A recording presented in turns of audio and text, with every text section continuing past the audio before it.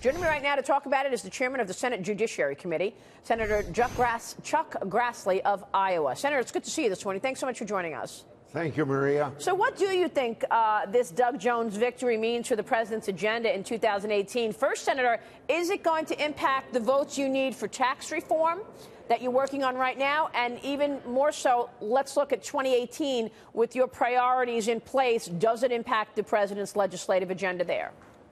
I would assume that we're going to pass the tax bill next week, and whoever's sworn in will, if there's a new senator sworn in by then, and it's my understanding it may not be certified by then, so that means Alabama is still represented by Luther and Luther Strange, and so consequently there isn't much to change. So we will get this bill to the president before Christmas, regardless of who is a senator from Alabama. And in regard to next year, the only admonition I would have, and the only answer I have to your question is this admonition: Republicans have to conclude, do we want to fulfill our promises to the people of the country that were made in 2016, including not only what senators said, but what the president said? We have to have a conviction to work together and stick together, and that's our responsibility, and we should deliver on our responsibilities. Promises are something you don't only run on, you stand on those promises. Well, look, sticking together is hard to think about when you see the back and forth that you guys are going through, guys and gals, when it comes to tax reform. It feels like the Senate is just unwilling or just doesn't want to really lower taxes, certainly for the highest income earners. Is that why is it so hard, Senator, for Republicans to cut taxes on the high end, even though we know that the top 10% of earners pay 71% of the tax? I suppose feeling that the demagoguery of the other side that says we only want to protect the rich, and that being wrong, and I can give you a whole history of that, but I won't go into that. But it's to respond to that and keep the tax system almost as progressive as it is now.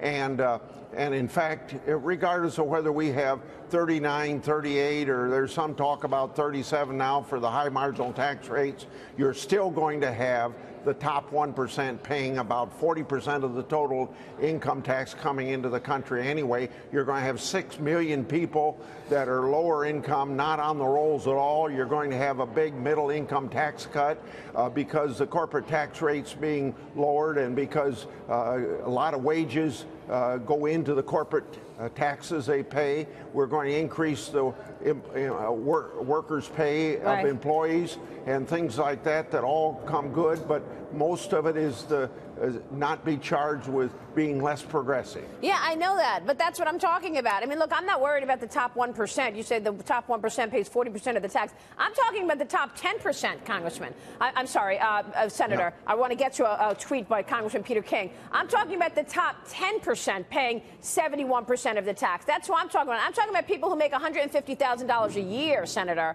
It feels like it's pulling teeth getting you guys to agree to cut taxes on that group. Well, now let me give you my side of it, and you respond to this. Please. We're reducing the 25% rate down to 22. We're lowering the 15% rate down to 12. It seems to me that would be hitting most of the people that you're talking about. All right. So you think that's going to offset? You know, there's this story in the Journal this week about the 100% tax rate, Senator, the possible marginal tax rate of more than 100% results from a combination of tax policies designed to provide benefits to people and businesses, but deny them to the richest people. So as income climbs, the tax breaks phase out. Each dollar of income faces regular tax rates and then a hidden marginal rate on top of that. If I make $100, do I have to pay $108? Is that 100% tax out of this Senate bill, sir? That's absolutely ridiculous. Okay, that's nothing that we talked about. If that's the case, that definitely has to be changed and will be changed. Okay, good. Let me ask you about this Congressman Peter King, a tweet that came out this morning, Senator. He's weighing in on the Alabama race, and he says, after Alabama disaster, GOP must do the right thing and dump Steve Bannon. His act is tired, inane, morally vacuous. If we were to make America great again for all Americans, Bannon must go, and go now. Senator, what's your reaction to Congressman Peter King's tweet this morning?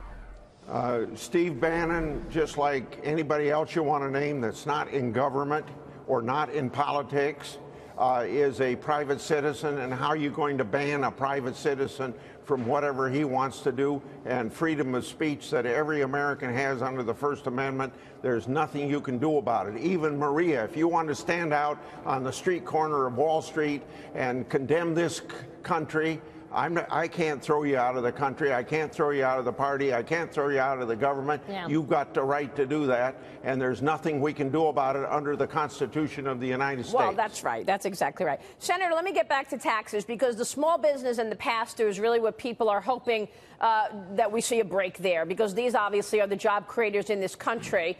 Are you comfortable with a 21% corporate rate and a pass-through of 20%? Tell us where you think the pass-through ought to be in terms of really stimulating economic activity.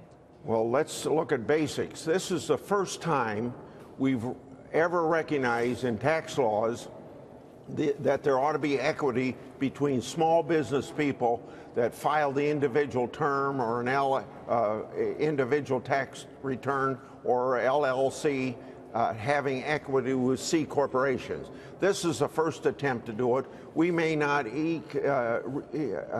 reach equity, but we're going to at least recognize that people that invest in small business ought to have the same considerations, the tax laws. So it's somewhere between 17 and 23. I don't know. I'm not a conferee, so I can't tell you what the compromise might be.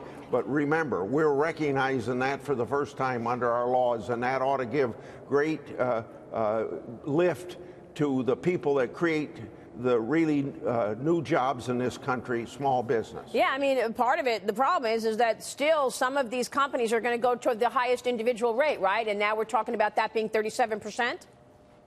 Well, don't forget that 37%, if that's where we end up, and I'm not sure where that's going to end up, but that's down from 39.6. Right. It's not quite as low as the 35% that when I was chairman of the committee, we got in the 2001 tax bill, but it's still a big movement, and it's a recognition of the middle income tax people that you asked me about a long time ago. Right, exactly.